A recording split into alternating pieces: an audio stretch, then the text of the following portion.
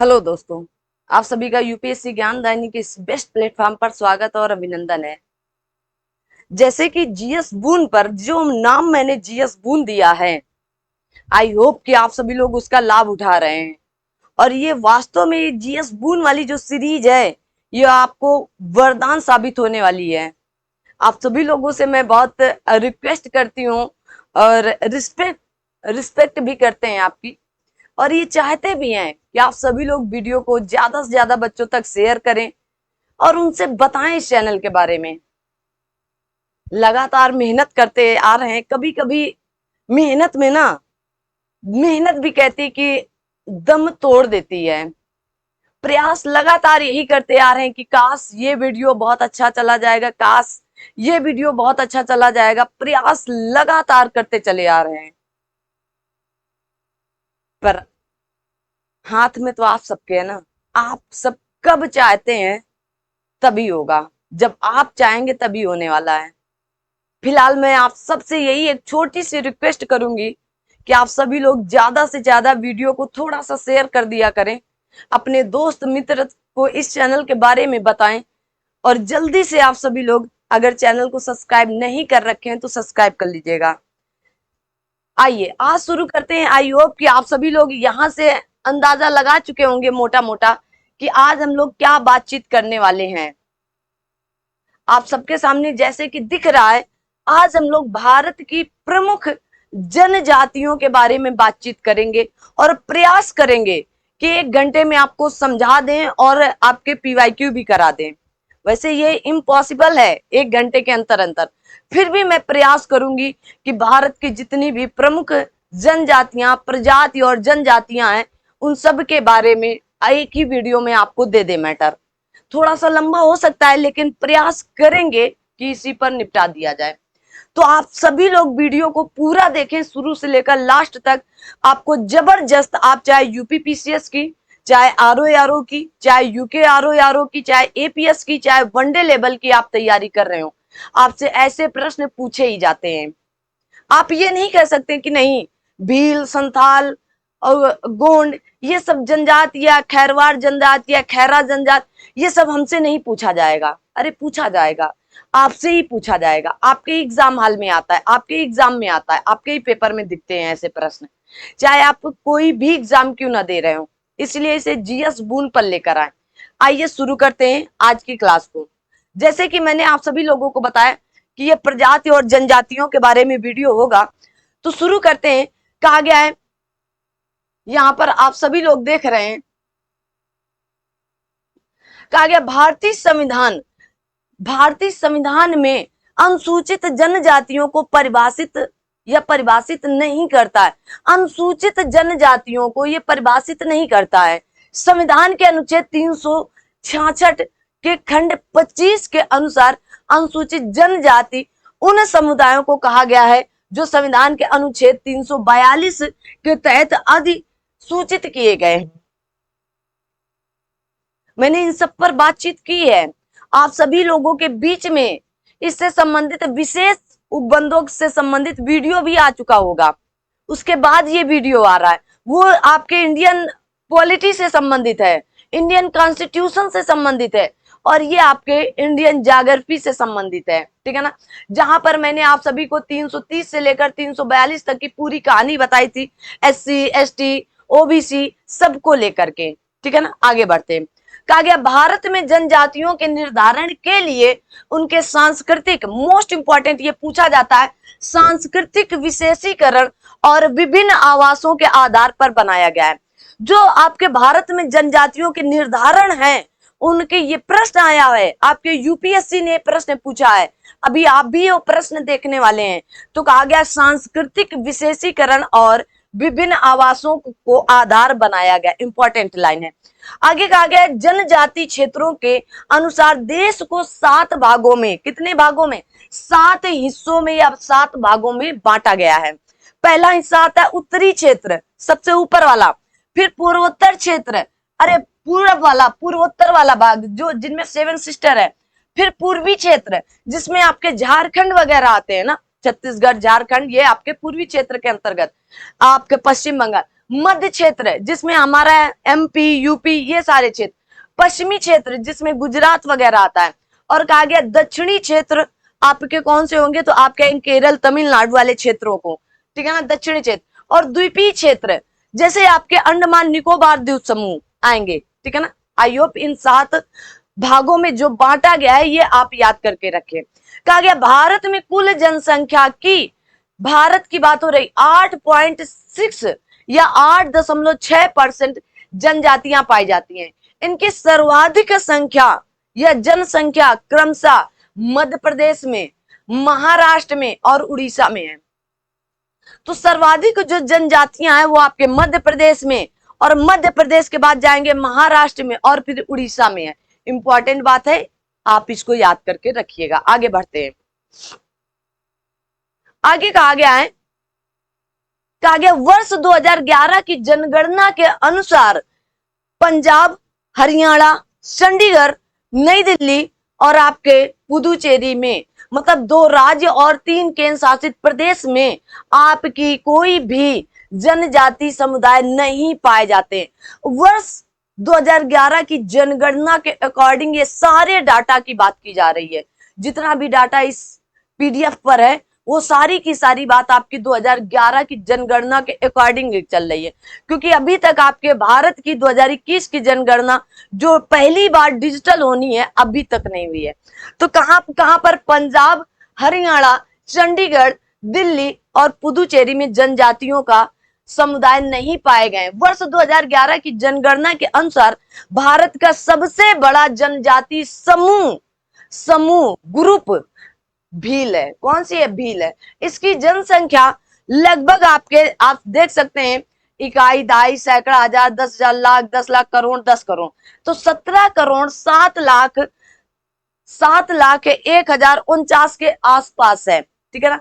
ये आंकड़ा पूछा नहीं जाएगा, बस इतना है कि सबसे बड़ा जनजाति समूह कौन सा है, तो आप कहेंगे भील है। दूसरा आपका कौन सा होगा, तो आप कहेंगे गोंड जनजाति समूह, आपकी जनसंख्या की दर से दूसरा सबसे बड़ा है। और इसी प्रकार तीसरे और चौथे नंबर पर आप देखेंगे तो तीसरे नंबर पर आपका संथाल जनजाति आती है, और चौथे नंबर पर आपकी नैकदा जनजाति आती है, और 5वें नंबर पर आपकी उरांव जनजाति आती है। मोस्ट इंपॉर्टेंट है। तो 5 जनजातियों के समूहों को याद रखना है आपको। कैसे याद रहेंगे? तो सबसे बड़ा जो जनजाति है वो आपका भील है। दूसरा जो समूह ग्रुप वाला है, जो सबसे बड़ा समूह या जनजाति समूह, वो भील है। दूसरा सबसे बड़ा समूह आपका गोंड है। तीसरा सबसे बड़ा समूह आपका संथाल है, ठीक है ना। और चौथा आपका सबसे बड़ा समूह नैकदा है, और 5वां आपका उरांव है। इंपॉर्टेंट है, याद करके रखिएगा। जनजाति ये समूह है। कहा गया भारत की प्रमुख जनजातियां, आइए अब बात करते हैं। जैसे कहा गया थारू जनजाति उत्तराखंड के नैनीताल जिले से उत्तर प्रदेश के गोरखपुर जिले के तराई क्षेत्र के अंतर्गत आते हैं, और बिहार के तराई क्षेत्र में पाए जाते हैं। तो 3 मतलब उत्तराखंड के नैनी जिले के आसपास और हमारे उत्तर प्रदेश के गोरख के तराई क्षेत्रों के अंतर्गत थारू जनजाति, और आपके बिहार के तराई क्षेत्र में निवास करती। इंपॉर्टेंट है, याद करके दबा के रखो इसको। आगे आते हैं। कहा गया थारू जनजाति दिवाली, जो हम लोग दिवाली को बड़े उत्साह से, है ना, पटाखा दगाते हैं, हाँ, जबकि नहीं करना चाहिए, बहुत प्रदूषण फैलता है। खुशी मनाते हैं, मिठाई खिलाते हैं एक दूसरे को दिवाली पर। और ये लोग क्या करते हैं, उसी दिवाली को थारू जनजाति के लोग शोक के रूप पर या शोक पर्व के रूप पर मनाते हैं। इनमें संयुक्त परिवार की प्रथा है, मतलब ये संयुक्त रहते हैं, दादा दादी, नाना नानी, है ना, मतलब पूरा परिवार संयुक्त रूप से, बड़े पापा, छोटे पापा। आजकल तो लोग एकल परिवार में रहना पसंद करते हैं, आप सभी लोग जानते होंगे, है ना। कहते हैं जितना छोटा परिवार उतना कम खर्चा, पर ये गलत चीजें हैं और गलत सोच है। बल्कि एकल परिवार से ज्यादा खर्चा होता है। एकल परिवार की मम्मी पापा अलग, बेटा बेटी अलग, है ना, बेटा बहू अलग, है ना, दामाद और पुत्री अलग। तो ये गलत है। संयुक्त परिवार में आप रहेंगे उतना खर्चा नहीं लगने वाला है और अच्छी चीज होती है, ठीक है ना। थारू जो जनजाति है किस प्रजाति के है, तो आप कहेंगे किरात वंश के माने जाते हैं, ठीक है ना। थारू जनजाति उत्तराखंड की सबसे बड़ी जनजाति, इंपॉर्टेंट है। थारू जनजाति कहाँ की? उत्तराखंड की सबसे बड़ी जनजाति मानी जाती। अब आगे आता है भोटिया जनजाति, इंपॉर्टेंट है। आगे यह जनजाति उत्तराखंड के पहाड़ी एवं उत्तर प्रदेश के तराई क्षेत्रों में निवास करती है। भोटिया मंगोल प्रजातियों के होते हैं। किसके? मंगोल प्रजाति। भोटिया जनजाति ऋतु प्रवास करती है, मोस्ट इंपॉर्टेंट है। पूछा जाता है ऐसी कौन सी जनजाति है जो ऋतु प्रवास करती है, तो भोटिया जनजाति है। आगे आता है आपका कि भूटिया जनजाति सिक्किम, पश्चिम बंगाल, त्रिपुरा में पाई जाती है। देखो भोटिया आपकी उत्तराखंड में और भूटिया आपकी, देखो भूटिया आपकी सिक्किम, पश्चिम बंगाल और त्रिपुरा क्षेत्रों में पाई जाती, इंपॉर्टेंट है। आती है जौनसारी, मोस्ट इंपॉर्टेंट है।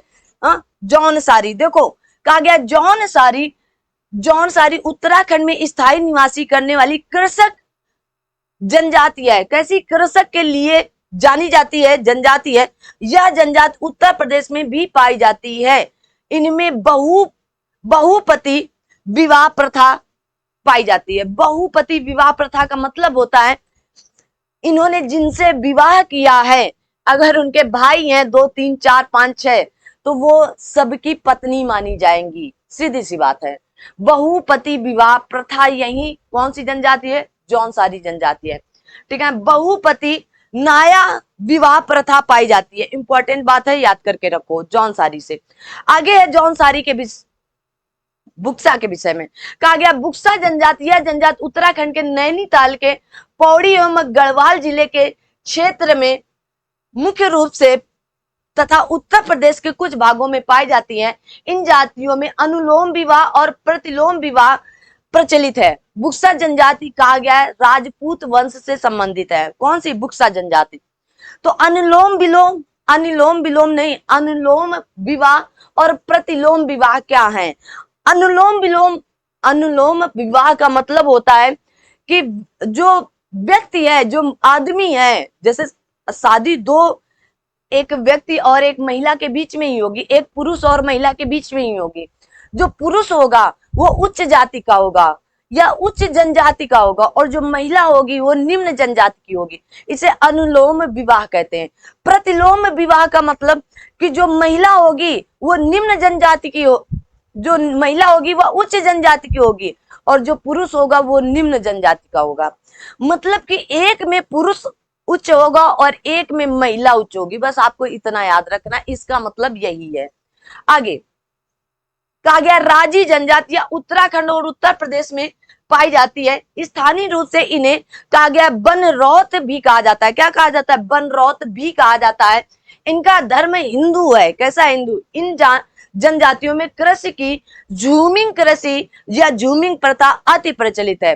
तो राजी जो जनजाति है ये लोग झूमिंग कृषि बहुत जबरदस्त करती है। और झूमिंग कृषि मतलब कभी यहाँ कृषि, कभी यहाँ कृषि, कभी यहाँ कृषि, कभी यहाँ, मतलब झूम झूम के ये कृषि करती है ना। जैसे आप झूमते हो ना, कभी यहाँ कभी वहां ठुमक रहे होते हो, तो आप इसी तरह झूमिंग कृषि राजी जनजाति कई जनजातियां करती हैं, लेकिन प्रचलित आपकी ये हिंदू धर्म की है।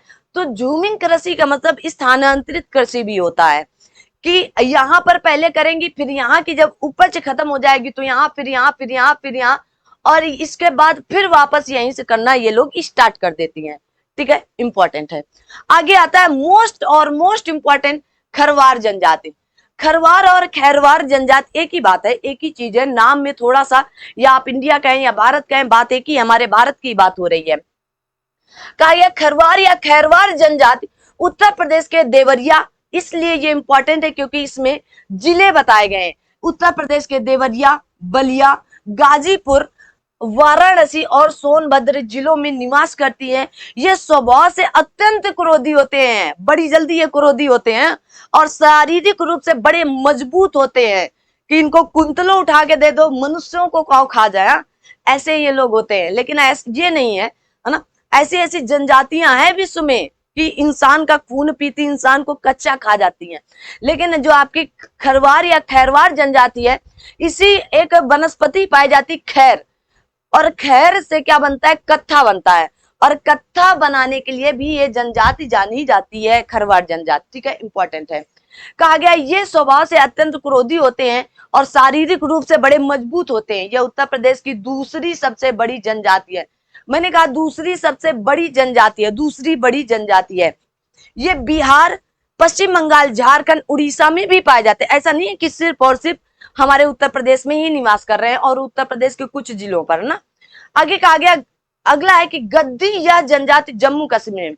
तो गद्दी जनजाति जो है, गद्दी यह जनजाति जम्मू कश्मीर, लद्दाख में निवास करती है और यह धौलाधर श्रेणी में गद्दी जनजाति प्राचीन जनजाति है। कैसी? धौलाधर श्रेणी के अंतर्गत ये पाई जाती है और ये प्राचीन काल से, मतलब काफी प्राचीन जनजाति आपकी गद्दी जनजाति है, जिसकी जनसंख्या लगभग 1.5 लाख से अधिक है। गद्दी स्वयं को गढ़वाल या राजस्थान के शासकों के वंशज मानते हैं, बताते हैं। ठीक है ना, याद रखिएगा। आगे बढ़ते हैं। कहा गया धौलाधर श्रेणी की प्रमुख, एक तो गद्दी हो गई, जनजातियां कौन कौन सी? तो गद्दी, लद्दाखी, गुज्जर, बकरवाल और उसके बाद कहेंगे लाहौली, बारी आदि प्रमुख जनजातियां हैं। अरे वही आपकी धौलाधर श्रेणी है, काराकोरम, लद्दाख, पीर पंजाल, है ना, काराकोरम, लद्दाख, जास्कर, पीर पंजाल और धौलाधर आती है। तो इस वाली श्रेणी के अंतर्गत ये सारी जनजातियां पाई जाती हैं। ठीक है ना, इंपॉर्टेंट है। आगे आते हैं। आगे आता है कि गोंड, ये गोंडवाना लैंड के मूल निवासी हैं। और अब गोंडवाना लैंड की कहानी मत पूछना कि अंगारा लैंड और गोंडवाना लैंड की कहानी बता दो, बहुत बार मैंने बता रखी है। तो ये गोंडवाना लैंड के मूल निवासी हैं, जिस कारण इन्हें गोंड कहा जाता है। यह जनजाति समूह बिहार, पश्चिम बंगाल, झारखंड, महाराष्ट्र, छत्तीसगढ़, मध्य प्रदेश, उत्तर प्रदेश, उड़ीसा, कर्नाटक, आंध्र प्रदेश, तेलंगाना, मतलब तेलंगाना सहित और गुजरात में पाई जाती हैं। ये लोग मुख्यतः आखेट एवं मछली पर निर्भर रहते हैं। मतलब आखेट का मतलब ये लोग अधिकतर शिकार करते हैं और मछली पकड़कर अब इन पर निर्भर रहते हैं। ठीक है ना, अपना भोजन करते हैं। आगे आता है गोंड जनजाति स्थानांतरित कृषि भी करते हैं, मतलब जूमिंग कृषि भी करते हैं। गोंड लोग कम वस्त्र पहनते हैं, परंतु स्त्रियों को आभूषण पहनने का बड़ा शौक है। यह पशु बलि, यह इनकी जो है, कहा गया पशु बलि इनकी महत्वपूर्ण प्रथा है।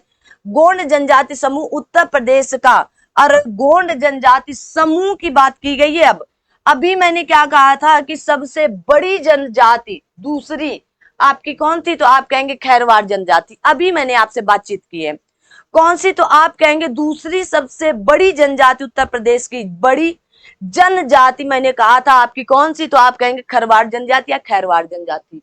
मैंने समूह की बात नहीं की थी। और यहां बात की जा रही है कि उत्तर प्रदेश की का सबसे बड़ा जनजाति समूह है गोंड का। किसका? गोंड का। इंपॉर्टेंट है, याद करके रखिएगा। आगे आते हैं। आगे कहा गया है आप सभी का कि भील जनजाति। भील शब्द की उत्पत्ति तमिल भाषा के विल्लुवर शब्द से हुई है, जिसका अर्थ होता है धनुषकारी। क्या होता है? धनुषकारी। यह आप कहा जाता है प्रोटो ऑस्ट्रेलियाइड प्रजाति के हैं। यह जनजाति भारत के गुजरात, मध्य प्रदेश, छत्तीसगढ़, महाराष्ट्र, कर्नाटक, त्रिपुरा, आंध्र प्रदेश और राजस्थान प्रांतों में कहा गया आदिवासित होते हैं। भीलों की संस्कृति घूमर नृत्य है। कैसा नृत्य है? घूमर नृत्य है का विशेष महत्व है। आगे आता है संथाल जनजाति। संथाल यह जनजाति मुख्यतः संथाल परगना क्षेत्र आपके झारखंड के निवासी मानी जाती है। ठीक है, कहा गया वर्ष 2011 की जनगणना के अनुसार संथाल लोग बिहार, त्रिपुरा, पश्चिम बंगाल और झारखंड एवं उड़ीसा में निवास करते हैं, लेकिन मूल निवास इनका झारखंड माना जाता है। इनकी शारीरिक रचना द्रविड़ लोगों से मिलती है। इनका मुख्य आहार चावल है। क्या है? चावल है। आपकी वर्तमान में भारत में सबसे उच्च पद पर, या यूं कहें कि भारत का सर्वश्रेष्ठ पद है राष्ट्रपति का, उस पे हमारी विराजमान है राष्ट्रपति भारत की द्रौपदी मुर्मू जी, और वो भी संथाल जनजाति से निवास करती हैं। इंपॉर्टेंट है। आगे कहा गया है मुंडा जनजाति। यह जनजाति झारखंड, पश्चिम बंगाल, छत्तीसगढ़, मध्य प्रदेश, त्रिपुरा, उड़ीसा एवं बिहार राज्यों में निवास करती है। मुंडा जनजाति अनेक त्योहार मनाती है, जिसमें भागे, फागु, कर्मा, सरहुल, मोस्ट इंपॉर्टेंट सरहुल त्योहार है। और कहा गया सोहरई प्रमुख है। सरहुल त्योहार मार्च अप्रैल माह के दौरान इसमें मनाया जाता है। यह एक त्योहार, एक तरह से फूलों का त्योहार है। कैसा? फूलों का त्योहार ये लोग मार्च अप्रैल में मनाते हैं। आगे आता है कोरवा जनजाति। कोरवा जनजाति मुख्यतः झारखंड एवं छत्तीसगढ़ में पाई जाती है। यह जनजाति मुख्यतः जंगली कंदमूल एवं शिकार पर निर्भर है। कुछ कोरवा कृषि भी है, कृषक भी है। मतलब कुछ लोग तो कंदमूल पर ही निर्भर है, मतलब जंगलों पर ही रहते हैं, लेकिन कुछ कोरवा जनजाति कृषक भी है, मतलब किसानी खेती भी करते हैं। आगे कहा गया कोल जनजाति। कहा गया बिहार, झारखंड, उड़ीसा, छत्तीसगढ़, मध्य प्रदेश, महाराष्ट्र में निवास करने वाली इस जनजाति का प्रमुख व्यवसाय कृषि है। क्या है? कृषि है। ठीक है ना, कृषि है। और कहा गया ये मंगनियार राजस्थान के रेगिस्तानों में निवास करने वाली मुसलमान या मुस्लिम जनजाति है। कैसी है? तो ये मुस्लिम जनजाति भी मानी जाती है। आपसे पूछा जा सकता है कौन सी निम्नलिखित में से मुस्लिम जनजाति है, तो आप कहेंगे कोल जनजाति है। यह जनजाति अपनी संगीत परंपरा के लिए भी विख्यात है। पाकिस्तान के सिंध प्रांत में भी ये काफी संख्या में पाए जाते हैं। तो कोल जनजाति आप देखेंगे कि राजस्थानी के, मतलब राजस्थान के रेगिस्तानों में निवास करने वाली मुख्यतः, और ये मुस्लिम जनजाति है। कैसी? मुस्लिम जनजाति है। आगे कहा गया कि खासी जनजाति। कहा गया खासी जनजाति मुख्यतः उत्तरी पूर्वी या उत्तर पूर्वी राज्यों में जैसे मेघालय, असम, मिजोरम में निवास करती है। यह जनजाति झूमिंग कृषि, कैसी? झूमिंग कृषि करती है। ठीक है ना, तो आपकी जो खासी जनजाति है, तो आप जानते हैं मेघालय, असम, मिजोरम, ये उत्तर पूर्वी राज्यों के अंतर्गत, सेवन सिस्टर के अंतर्गत आते हैं। और यहाँ से आप कहेंगे टोडा, यह जनजाति आपके नीलगिरी की पहाड़ियों पर निवास करती है। इन्हीं टोडी या टूडा के नाम से भी जाना जाता है।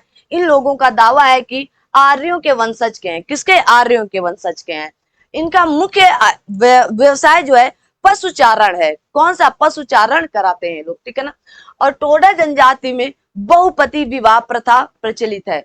अभी मैंने एक और बताई थी पीछे, जल्दी से कमेंट बॉक्स में आप सभी लोग कमेंट करके बताएं कि कौन सी और एक थी जो बहुपति विवाह के लिए प्रचलित थी।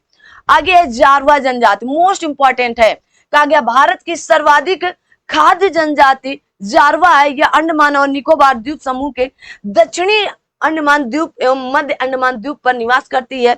इनके आवासीय क्षेत्र को मानवीय गतिविधियों के लिए निषिद्ध घोषित कर दिया। बड़ी खतरनाक जारवा जनजाति है, इसलिए मानव को यहाँ पर निषिद्ध करके रखा गया है। भाई जाए तो अपनी जिम्मेदारी के साथ जाए, सरकार या वहां के निवासी लोग इसका कोई ठेका नहीं लेते हैं। ठीक है ना, तो इसीलिए कहा गया मानवीय गतिविधियों को निषिद्ध के लिए जारवा जनजाति, जो आपके अंडमान निकोबार, दक्षिणी अंडमान और मध्य अंडमान के निवास करती हैं लोग। आगे आता है, कहा गया भारत में, कहा गया ओंग जनजाति या ओंगे जनजाति के लोग अंडमान और निकोबार द्वीप समूह के लघु अंडमान द्वीप के पश्चिमी हिस्से में अधिवासित हैं। ये निग्रोटो प्रजाति के हैं। कौन सी प्रजाति के हैं? तो आप कहेंगे ओंगे जनजाति निग्रोटो प्रजाति के हैं। और यहीं पर सोमपेन, कहा गया सेंटिनेली जनजाति भी अंडमान और निकोबार द्वीप समूह में पाई जाती, इंपॉर्टेंट है। कहा गया सोमपेन जनजाति ग्रेट निकोबार द्वीप में पाई जाती हैं और ये मंगोलॉयड प्रजाति के हैं। कैसे? मंगोलॉयड प्रजाति के लोग हैं। ठीक है। और कहा गया सेंटिनेली जो प्रजाति है ये उत्तरी सेंटिनेल द्वीप में निवास करते हैं और ग्रेट अंडमानी जनजाति अंडमान द्वीप समूह में पाए जाते हैं। तो ग्रेट अंडमान जनजाति है जो अंडमान द्वीप में पाए जाते हैं, इंपॉर्टेंट है। कभी कभी ये लोग गलती से सोचते हैं अंडमान के बारे में ही कह रहा है, लेकिन ये प्रजाति भी है। नागा जनजाति, कहा गया नागालैंड, मणिपुर और अरुणाचल प्रदेश की जनजाति है। नागा जनजाति कहा गया झूमिंग कृषि या भूमिंग कृषि करते हैं तथा इन अधिकांश नग्न अवस्था में पाए जाते हैं। तो नागा जनजाति के लोग अधिकतर नग्न अवस्था में पाए जाते हैं और ये लोग भूमिंग कृषि या झूमिंग कृषि यहाँ पर है। ठीक है, क्या है? झूमिंग कृषि करते हैं। ठीक है ना, नागा जनजाति के लोग भी। आगे आते हैं, आगे आता है झारखंड की अन्य जनजातियों में ओरांव है, हो है, इंपॉर्टेंट है, झारखंड की है। भूमिज है, खरिया है, सोरिया है, बिरहोर है, खोंड है, खरवार है, असुर है, बैगा है आदि प्रमुख है। राजस्थान की प्रमुख जनजातियों में भील है, मीणा कहा जाता है। भारत की नहीं, भारत की सबसे पढ़ी लिखी जनजाति मीना जनजाति है। बहुत से लोग ऐसे जो उच्च उच्च पदों पर इसी मीना जनजाति से संबंधित विराजमान है। कहा गया सहरिया है, गरसिया है, दामोर है और पटेलिया है, ये आपके राजस्थान के प्रमुख है। कहा गया चांग तिब्बती प्रजाति समूह की अर्ध खानाबदोश जाति है, जो आपके मुख्यतः लद्दाख के जास्कर क्षेत्र में पाई जाती है। ठीक है, चांग तिब्बती प्रजाति समूह की एक अर्ध खानाबदोश जनजाति जाति है। आगे बढ़ते हैं। कहा गया विशेष रूप से कमजोर जनजाति समूह। तो भारत में विशेष रूप से कमजोर जनजाति समूह की संख्या 75 मतलब 75 हैं। इन्हें पहले आदिम जनजाति समूह कहा जाता था। भारत के 18 राज्यों पर और एक केंद्र शासित प्रदेश अंडमान निकोबार द्वीप समूह में विशेष रूप से कमजोर जनजाति समूह निवास करते हैं। इनकी निम्नलिखित विशेषताएं हैं, जैसे कि कहा गया प्रौद्योगिकी के पूर्व कृषि स्तर कहा गया स्थिर अथवा घटती हुई जनसंख्या इनकी लगातार, तभी ना कमजोर है। बहुत ही कम साक्षरता है यहाँ पर, अर्थव्यवस्था की जीवन निर्वाह ही नहीं हो, इतनी कम अर्थव्यवस्था है, इतना कम इकोनॉमिक है, यहाँ पर इतना पैसा ही नहीं है कि अपने जीवन का निर्वाह कर सके, और इसीलिए कमजोर एकदम यूं कह सके कि आपके विशेष रूप से कमजोर है। और इन पर ही ध्यान देने के लिए सरकार क्या करती है, सब कुछ बनाती है ना, एक्ट लाती है। चलिए आगे बढ़ते हैं। तो कौन कौन सी हैं, जैसे आंध्र प्रदेश, जब तेलंगाना सहित, जैसे बोडो गढ़ाबा, बोडो पुरजा, चेचू जनजाति आंध्र प्रदेश की है ना, डोगरिया, खोंड। अब मैं एक एक पढ़ूंगी तो आपका भी टाइम वेस्ट होगा, और आप सभी लोग ये पीडीएफ पाने के लिए आप सभी लोग 9889506523 पर कॉल या मतलब मैसेज कर सकते हैं, या फिर आप इसी के माध्यम से आप टेलीग्राम ग्रुप ज्वाइन कर सकते हैं और वहां पर ये पीडीएफ आपको उपलब्ध करा दी जाएगी। ठीक है ना। कहा गया गुटोब, गड़ाबा, खोंड, ये सारी जनजातियां बिहार की, जब झारखंड था असुर, बिरहोर, है ना, कहा गया बिरजिया और पहाड़ी खरिया, कोरवा, माल पहाड़ियां और सौरिया पहाड़ियां, कहा गया परहिया, ये सब क्या है, एकदम कमजोर है। गुजरात में जैसे तो आप देखेंगे कि कथोड़ी, है ना, कहा गया कोतवालिया, पथार, ये सब है। कर्नाटक की कहा गया जेनु, कुरबा और कोरगा है। केरल की कहा गया है आपकी कुरुम्बा है, कुरोगा है ना, कहा गया है चोला नाई कायन है। ये सब यहाँ की एकदम विशेष रूप से कमजोर हैं। मध्य प्रदेश की, जो मध्य प्रदेश अबुज है, मरिया है, बैगा है, भारिया है, पहाड़ियां, और कहा गया है आपकी, आगे बढ़ते हैं। महाराष्ट्र की कहा गया है, महाराष्ट्र में कहा गया है कटकारिया है, जिसे कहा गया कठोठिया भी कहा जाता है, कोलम में मारिया है। मणिपुर में कहा गया है मारम है और नागा है। उड़ीसा में बिरहोर, बोडो, डिडाई, इस तरह की हैं, आप याद कर सकते हैं। और मैंने कहा आप सभी लोग टेलीग्राम चैनल को जरूर ज्वाइन कर लें, वहां पर ये पीडीएफ आपको दे दी जाएगी। राजस्थान में आपकी सहरिया है। तमिलनाडु में देखो टोडा जनजाति निवास करती है। कहा गया यहाँ पर एक आपकी पनियन जनजाति है, ये इंपॉर्टेंट है, याद करके रखिए। कोटा जनजाति भी है यहीं पर है। त्रिपुरा की रियांग है, ठीक है ना। उत्तर प्रदेश या उत्तराखंड बुक्सा और राजी है, बुक्सा और राजी जनजाति है। आगे कहा गया पश्चिम बंगाल में कहा गया बिरहोर है और आपका लोथा और टोटो है। अंडमान निकोबार में ग्रेट अंडमानी है, आपकी जारवा है, ओंग है, ठीक है ना। और आपके ओंगे और ओंजे अलग अलग हैं, देखो ओंगे हैं या ओंग और ओंज, और आपके शोम्पेन है। आगे बढ़ते हैं। आगे कहा गया अब आपके प्रश्न आते हैं, और प्रश्न आपको फटाफट करने होंगे, यहाँ से संबंधित जो प्रश्न होंगे। जैसे मैंने कहा कि 40 से 50 मिनट का ये वीडियो तो होगा, लेकिन आपकी समझ में बहुत दमदार तरीके से आने वाला है। हमने कहा जारवा जनजात, कुकी जनजात, थारू जनजात, गोंड जनजात। अगर आपको कुछ नहीं आ रहा तो जारवा तो पता है ना कि आपके अंडमान निकोबार की है, कुकी तो आपको पता है ना मणिपुर की है, थारू तो आपको पता है ना उत्तर प्रदेश की है, और गोंड तो आपको पता है कि मध्य प्रदेश की है। तो क्या ऑप्शन निकल करके आया? 4। तो 4 कहां? बी से बिल्कुल सही उत्तर निकल करके आ रहा। आगे बढ़ते हैं। कहा गया है ये पीले वर्ण के तिर्यक नेत्र, उठी हुई कपोल, अस्थित छुटपुट केस और मध्यम ऊंचाई वाले व्यक्ति होते हैं। इसका संदर्भ नार्डिक आर्यों से है, आस्ट्रियाई जनों से है, कहा गया निग्रोसम जनों से है या मंगोलॉयड जनों से है।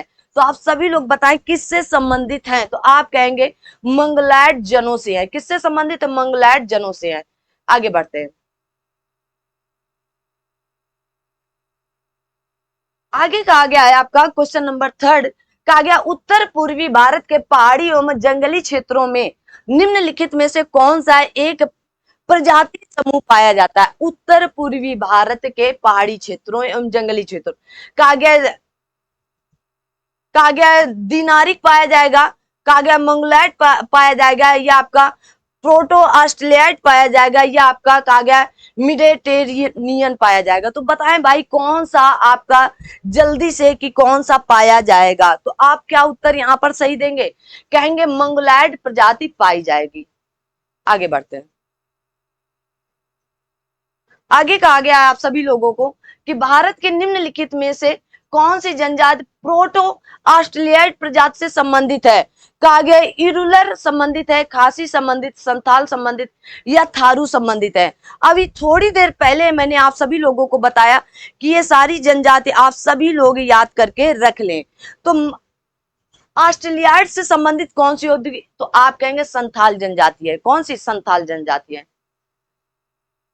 आगे आपका प्रश्न कहा गया है भारत के निम्नलिखित भागों में द्रविड़ियन प्रजाति की मुख्यतः कहां संकेंद्रित है? दक्षिण भारत में। तो कहां होंगे द्रविड़ियन प्रजाति? कहां? तो आप कहेंगे दक्षिण भारत में ही है। कहां पर है? दक्षिण भारत में। आगे देखते हैं।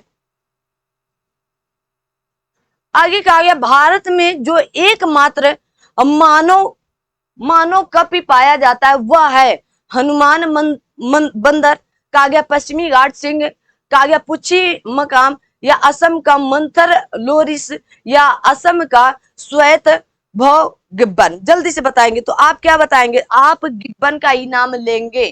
कहां पर? तो आप कहेंगे असम का श्वेत भव गिब्बन होगा।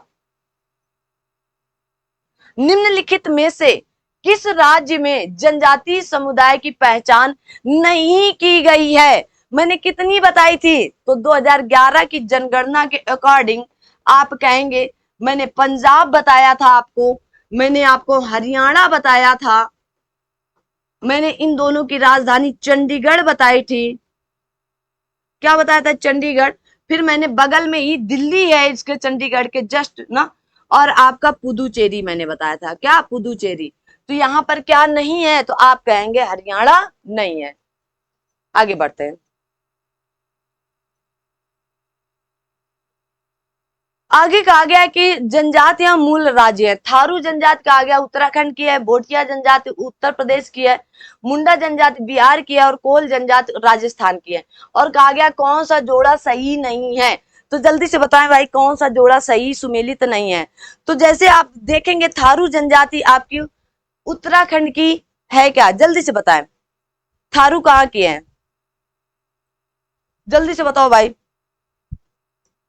तो थारू जनजाति कहा गया उत्तराखंड सही है, लेकिन वर्ष 2000 उत्तराखंड, बिहार, उत्तर प्रदेश कई राज्यों पर थी, लेकिन अभी 2011 के अकॉर्डिंग ये उत्तराखंड की ही है। तो यहाँ पर सारे ऑप्शन सही हैं, कोई भी गलत नहीं है। थारू आपके उत्तराखंड की है, भोटिया आपके उत्तर प्रदेश में पाई जाती है, मुंडा आपकी बिहार में पाई जाती है, कोल आपकी राजस्थान की है। आगे बढ़ते हैं। कौन सी जनजाति दिवाली को शोक का त्योहार मनाती है? तो खासी तो नहीं मनाती, मुंडा भी नहीं मनाती, भील भी। तो आप कहेंगे थारू जनजाति के लोग मनाते हैं। 20 क्वेश्चन लगभग है, आइए देख लेते हैं फटाफट। कहा गया निम्नलिखित में से कौन सी जनजाति अनुसूचित जनजाति दिवाली को तो आप कहेंगे थारू जनजाति ना, थारू जनजाति है। आगे कहा गया है कि निम्नलिखित में से किस हिंदू त्योहार को थारू लोग शोक पर्व के रूप में मनाते हैं? तो दिवाली को, है ना। आगे बढ़ते हैं। कहा गया भारत के निम्नलिखित में से किन राज्यों में थारू जनजाति निवास करती है? बिहार तथा मध्य प्रदेश में, झारखंड तथा, तो आप कहेंगे उत्तर प्रदेश तथा उत्तराखंड क्षेत्र के अंतर्गत आती है। इंपॉर्टेंट है। आगे कहा गया थारू लोगों का निवास कहाँ है? तो उत्तर प्रदेश अब यहाँ लगा सकते हैं, क्योंकि उत्तराखंड तब कट कर अलग नहीं हुआ था और उसके बाद ये उत्तराखंड की हो गई थी। और हमारे आप देखेंगे तराई क्षेत्रों में थारू जनजाति निवास करती है। आगे कहा गया है आप सभी लोगों से कि इन्हें आप क्या करें कि लिंबू सिक्किम की है, कार्बी हिमाचल प्रदेश की है, कहा गया डोगरिया कौथ उड़ीसा की है और कहा गया बैडा तमिलनाडु की है। तो कौन सा सही सुमेलित, अच्छा कौन सा सही सुमेलित है, यहाँ पर ये बात पूछी जा रही है कि इनमें से कौन सा सही सुमेलित है, जल्दी से बताएं। तो आप कहेंगे 1 और 3 तो सही सुमेलित है, ठीक है ना। तो ऑप्शन नंबर 1 एकदम सही सही है। निम्नलिखित में से कौन धौलाधर श्रेणी क्षेत्र की प्रमुख जनजाति है?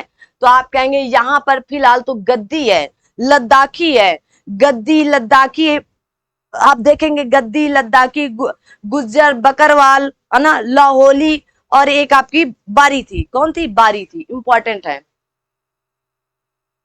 आगे कहा गया गद्दी लोग निवास करते हैं मध्य प्रदेश में, तो आप कहेंगे हिमाचल प्रदेश में। कहां पर? हिमाचल प्रदेश में। इंपॉर्टेंट प्रश्न है आपका।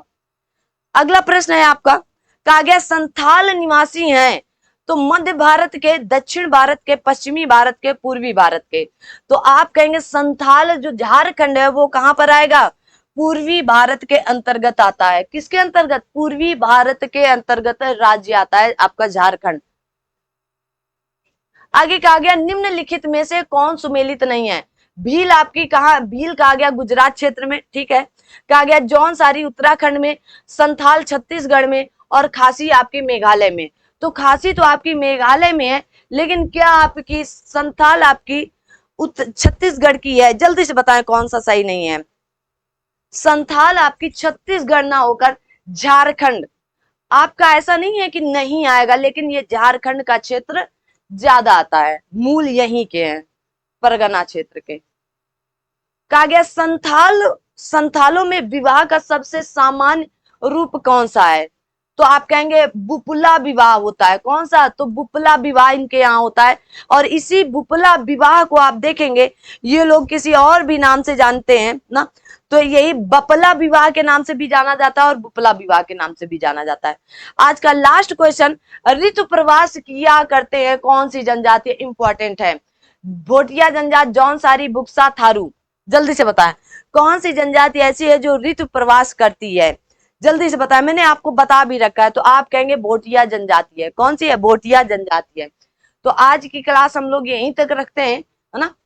और आप सभी लोग बताएं क्लास को कि कैसी क्लास है, कैसा आप सभी लोगों को ये क्लास करने के बाद लग रहा है, ठीक है ना। मोस्ट इंपॉर्टेंट ये क्लास है आप सभी लोगों के लिए। Thank you so much. मिलते हैं फिर अगली क्लास में, कुछ जीएस बून पर कुछ अलग लेकर आने का प्रयास करेंगे। और आप सभी लोगों से रिक्वेस्ट भी रहेगी कि चैनल को ज्यादा से ज्यादा शेयर और सब्सक्राइब करते रहें। और आप सभी लोगों से ये भी रिक्वेस्ट रहेगी कि जल्दी से हमारा भी वीडियो वायरल करवा दीजिएगा आप सभी लोग ना। अब मैं इस तरह उस तरह हरकतें तो नहीं कर सकती हूँ ना, मेरा वर्क है कि मैं अच्छे से आपको पढ़ाऊं और वही मैं वर्क करती हूँ, ठीक है। तो चलिए फिर मिलते हैं अगली क्लास में, तब तक के लिए थैंक यू सो मच। जय हिंद, जय भारत।